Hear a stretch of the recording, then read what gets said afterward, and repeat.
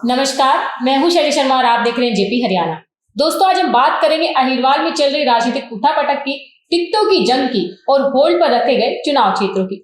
भाजपा ने जहां महेंद्रगढ़ सीट को होल्ड पर रखा है, वहीं कांग्रेस ने 6 सीटों को होल्ड पर रखा है।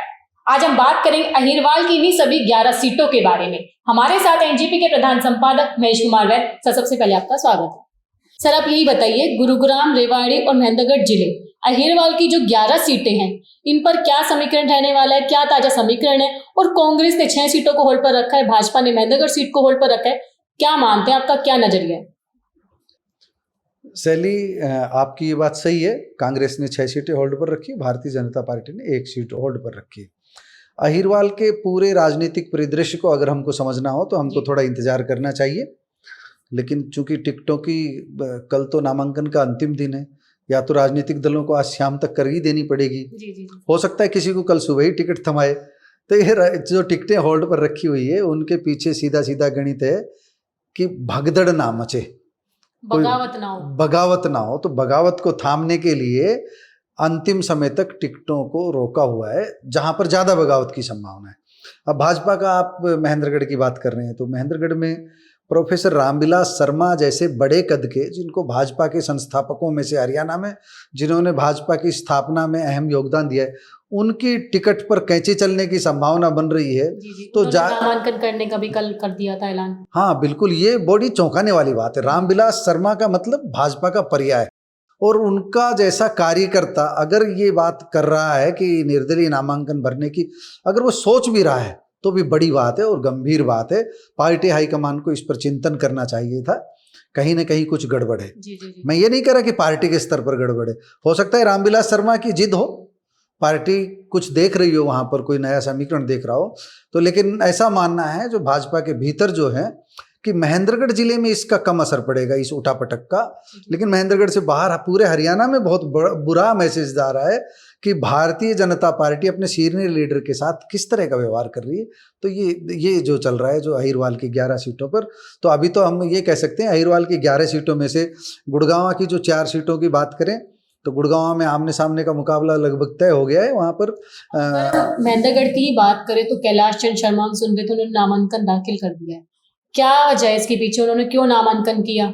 शैली, नामांकन का तो अधिकार सबके पास है, नामांकन कोई भी करा सकता है। पार्टी से किया ये ना वो नहीं, उसमें पार्टी का नाम भर सकते हैं कोई भरना चाहे तो।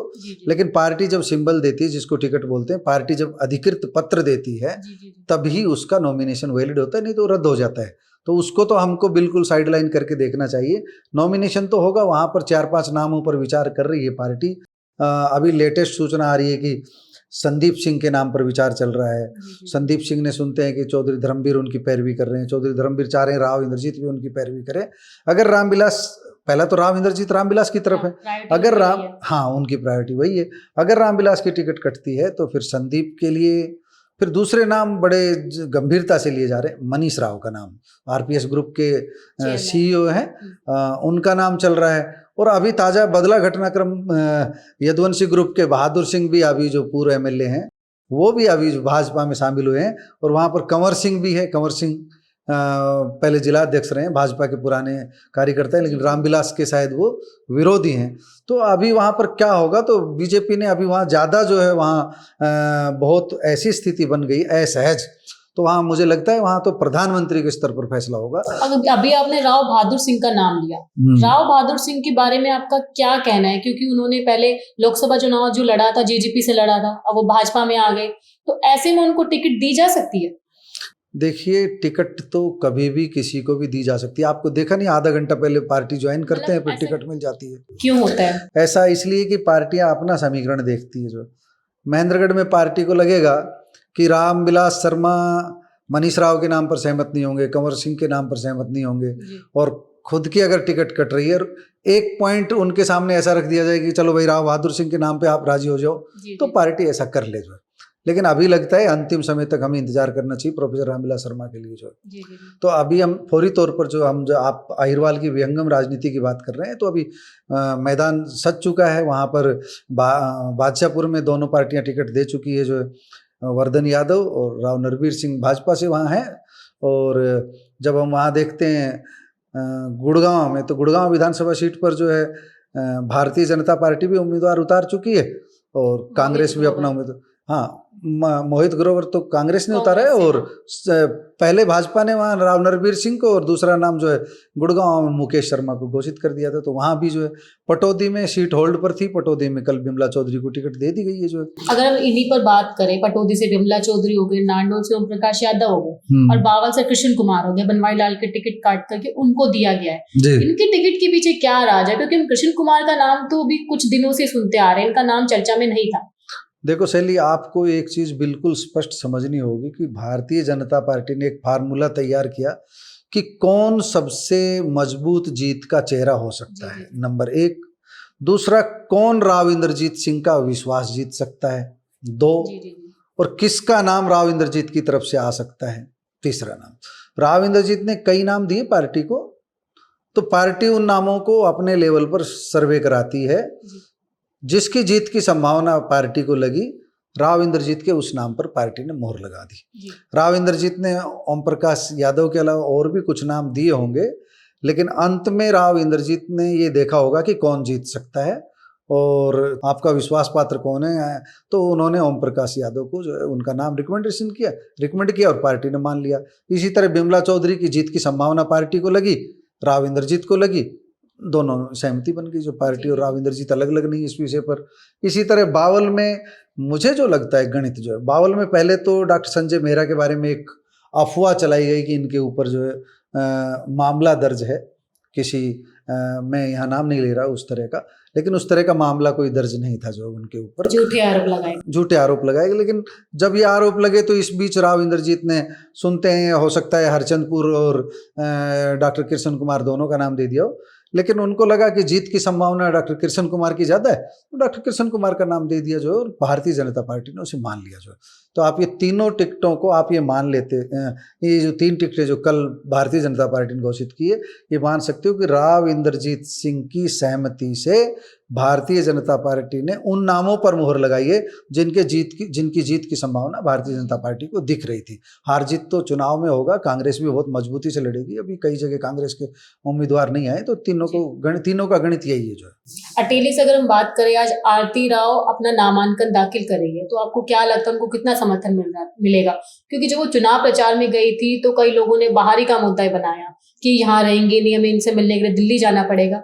कैसा देखते हैं आप उनका चुनाव, क्या लगता है आपको? देखो शैली, आप आरती के चुनाव को इस दृष्टि से देखिए, आप मोदी का चुनाव देखते हैं या किसी का भी चुनाव देखते हैं, वो कभी खुद नहीं संभालते हैं। जो जिनका 1 से ज़्यादा सीटों पर जनाधार होता है, उनकी जो टीम काम को संभालती है। आप आरती राव से ये तो अपेक्षा नहीं कर सकते कि जो वो रोजाना अटेली में रहेगी, लेकिन ये अपेक्षा कर सकते हो कि वो जो काम, जो उनका सुनवाई का जो चैनल बनेगा, जो तैयार होगा, वो बिल्कुल मजबूत होता है। आप रेवाड़ी में भी तो इतने सालों से राव इंद्रजीत का कोई न कोई काम देख ही रहा होता है ना। राव इंद्रजीत जब मंत्रालय देखते हैं तो मतदाताओं के लिए भी समय तो निकालते ही हैं जो है सबके पास। आरती के लिए प्लस पॉइंट जो है अटेली में सबसे बड़ा ये है कि जो वहाँ के विधायक, जो मौजूदा विधायक जिनकी टिकट पर कैंची चली है, सीताराम, वो पूरी तरह पार्टी के समर्पित सिपाही हैं, और ऐसे सिपाही हैं जो भारतीय जनता पार्टी के फैसले के विरोध में नहीं जाएंगे। तो आरती के लिए ये प्लस पॉइंट है। वहाँ पर नेगेटिव पॉइंट ये है कि संतोष यादव शायद जो है वहाँ पर निर्दलीय चुनाव लड़े, ऐसा जो है मुझे लग रहा है, ऐसा लग रहा है। उन्होंने रिजाइन भी कर दिया भारतीय जनता पार्टी से, लेकिन संतोष यादव के चुनाव लड़ने से आरती फायदा देख रही होगी या राव इंद्रजीत उसमें फायदा देख रहे होंगे अपनी बेटी के लिए, देख रहे होंगे कि टिकटों में वोटों का बंटवारा होगा, तो आरती बड़ी आसानी से, क्योंकि रामपुरा हाउस का परंपरागत वोट प्लस भाजपा का जो वोट बैंक है वो सारा मिल करके आरती को मजबूत स्थिति में लाते हैं। लेकिन आरती कितनी मजबूत है कितनी नहीं, इसका फैसला तो एक बार कांग्रेस का कैंडिडेट वहाँ आने दीजिए, फिर हम चर्चा करेंगे। अभी कांग्रेस की टिकट के बाद ही पता चलेगा जी। वैसे महेंद्रगढ़ की टिकट कहाँ रुक गई है? रामविलास शर्मा के टिकट में इतनी रुकावट कैसे आई? क्योंकि वो तो पार्टी के सीनियर लीडर है।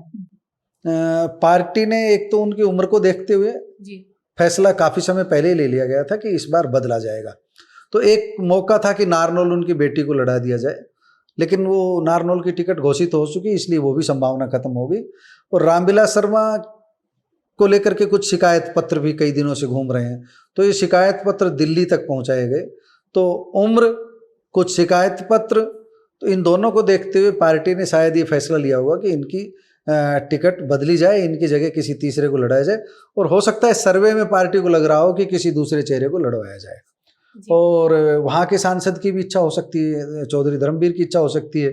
तो इन सारी चीज़ों को देख करके जो पार्टी वहाँ फैसला कर रही है, नया चेहरा ला सकती है, लेकिन हमें इंतजार करना चाहिए, जैसा मैंने थोड़ी देर पहले आपको बताया। जी, अभी वैसे देख रहे हैं कांग्रेस की 6 टिकटें अहिरवाल में रुकी हुई है।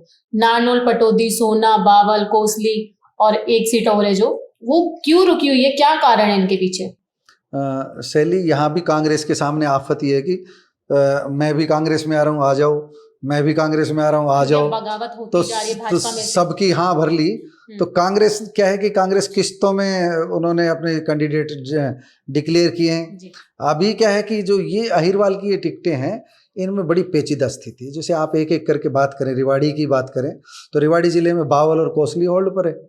तो कोसली में कितनी पेचीदा स्थिति आप ये देखिए। जो परसों तक लग रहा था कि जगदीश यादव का नाम फाइनल है, अब परसों से सूचना आ रही है कि दिल्ली ने प्रादेशिक नेतृत्व पर दबाव बढ़ा दिया है कि भाई यादवेंद्र के नाम पर भी विचार किया जाए। जी। और यादवेंद्र ने चेतावनी दे दी है। कल उनकी एक पंचायत सी हुई, अपने वर्कर बुला रखे थे कि उन्होंने इनडायरेक्ट रूप से कह दिया कि मैं नहीं तो जगदीश यादव भी नहीं, कोई तीसरा देख लो। तो कोसली में कांग्रेस दुविधा में फंसी हुई है। जब वो देखते हैं पॉजिटिव, तो चुनाव में जगदीश यादव ने बड़ी मदद की दीपेंद्र हुड्डा की, इसमें कोई दो राय नहीं। फिर सवाल आता है कि वफादारी का, तो यादवेंद्र का तर्क है कि मैंने भाई को छोड़ दिया, दीपेंद्र हुड्डा को नहीं छोड़ा। वो हमेशा ये तर्क देते हैं। हाँ, हमेशा ये तर्क देते हैं।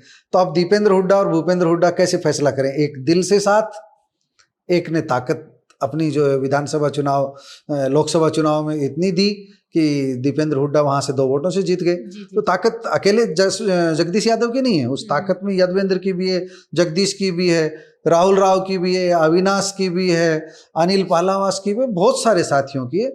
अब फैसला तो एक ही पर लेना है, तो वहाँ कांग्रेस उलझन में है। लेकिन 2 नाम हैं, जगदीश यादव और यादवेंद्र सिंह। इन दोनों में अगर पार्टी को लगा कि बड़ा खराबा हो जाएगा, तो फिर तीसरा नाम भारतीय जनता पार्टी, वो तीसरा नाम कांग्रेस दे सकती है। तो अगर तीसरा नाम भी कोसली से आए तो चौंकना नहीं है हमको। ये मैं 2 दिन पहले कही गई अपनी ही बात से बदल रहा हूँ। जगदीश यादव की जगह अब इस समय यादवेंद्र भी मजबूत है और कोई तीसरा भी मजबूत है, इसलिए हम बंद मुट्ठी रख रहे हैं अपनी, कोई भविष्यवाणी कोसली को लेकर नहीं कर रहे हैं।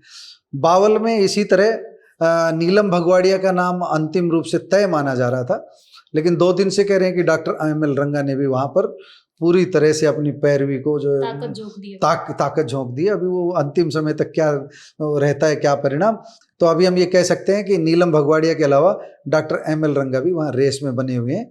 और कांग्रेस ऐसी, जैसे कोसली जैसी स्थिति में वहाँ कोई तीसरा नाम भी दे सकती है, जो कोई चौंकाने वाला, जैसे टीना आ जाए या XYZ कोई और आ जाए, तो सारा विवाद खत्म करने के लिए यार रंगा को भी नाराज नहीं करना, नीलम भगवाड़िया को भी नाराज नहीं करना, तुम तीसरा नाम दे दीजिए। तो हो सकता है ऐसे स्थिति में कोई तीसरा नाम कांग्रेस दे दे, सहमति बन जाए। जो वहाँ पर डॉक्टर बनवारी लाल की टिकट काटी है, डॉक्टर बनवारी लाल पर भी निगाह रही होगी कुछ दलों की कि वो क्या करते हैं, लेकिन उनका बयान अभी आया है कि मैं पार्टी के साथ बना रहूँगा, पार्टी जैसा आदेश करेगी वैसा करेंगे। जो तो ये रेवाड़ी की सीटें हुई, ऐसे ही बाकी सीटों पर भी देखेंगे तो कांग्रेस के सामने असहज स्थिति बनी हुई है। सोना में तो हम देखेंगे कि वहाँ पर एक हम देख लीजिए राव कमलवीर हैं, आपने सुना होगा, वो जो पहले बादशाहपुर जो उनके कर रहे थे अपनी। हाँ, बादशाहपुर से उनकी दावेदारी दिखावा थी जी।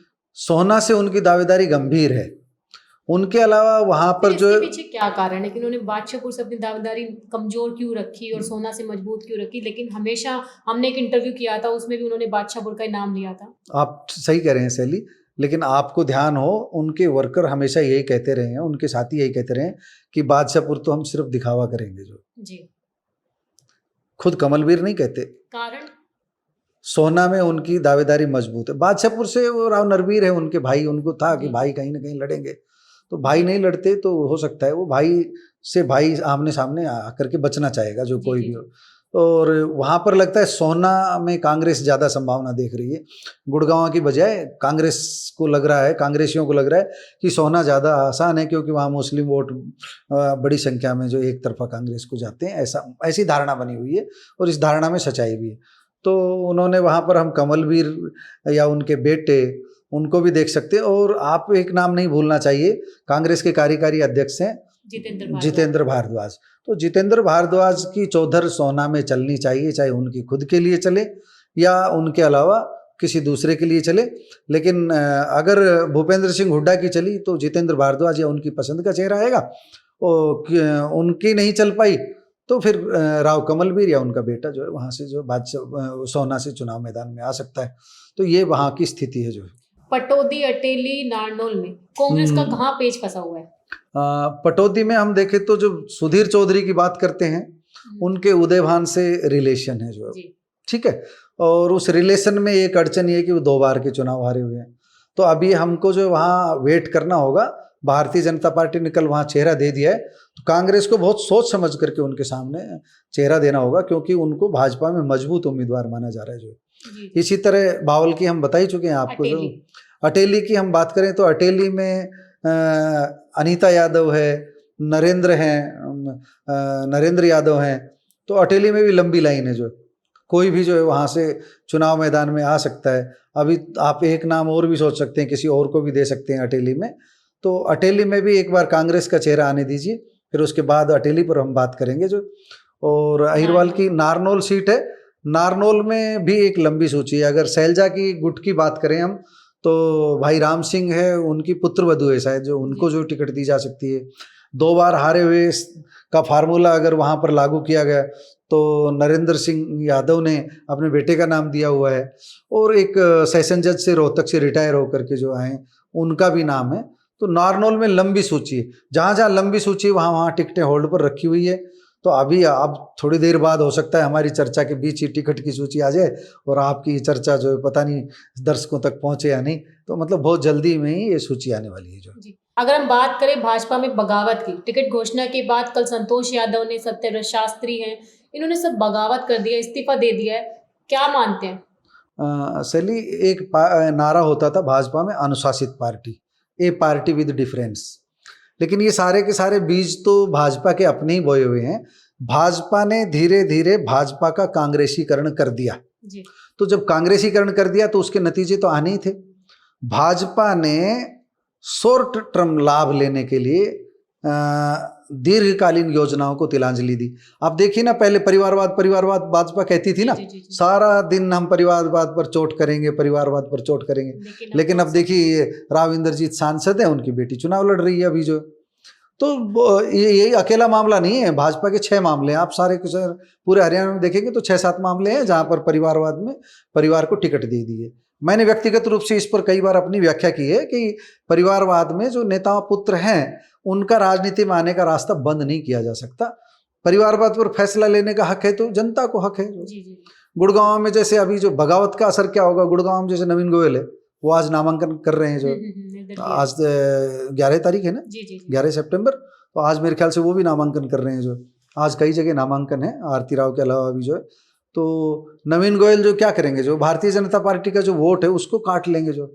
और जातिगत समीकरण बना तो जो गुड़ग्राम, बादशाहपुर जैसी जो सीटें दिख रही है, वहाँ पर भी जो कांग्रेस का जो हम जो मान रहे हैं कि कांग्रेस की थोड़ी सी हवा है, वो उसका असर वहाँ पर देखने को मिल सकता है। तो इसलिए भारतीय जनता पार्टी को अहीरवाल में पूरी ताकत लगानी होगी। ऐसा नहीं है कि केवल राव इंद्रजीत और राव नरवीर सिंह जैसे कंधों के सहारे जो चला जा सकता है। भारतीय जनता पार्टी के कैडर को खड़ा होना पड़ेगा। भारतीय जनता पार्टी का कार्यकर्ता जब खड़ा होगा तब जाकर के कांग्रेस से मुकाबला किया जा सकता है। अब 2014 और 2019 वाली कांग्रेस नहीं है, और भारतीय जनता पार्टी भी 2014 और 2019 जैसी मजबूत स्थिति में नहीं है। लोकसभा चुनाव में आप इसका रिजल्ट देख चुकी हैं जो है। तो ये सब कुछ होने वाला है। धन्यवाद सर।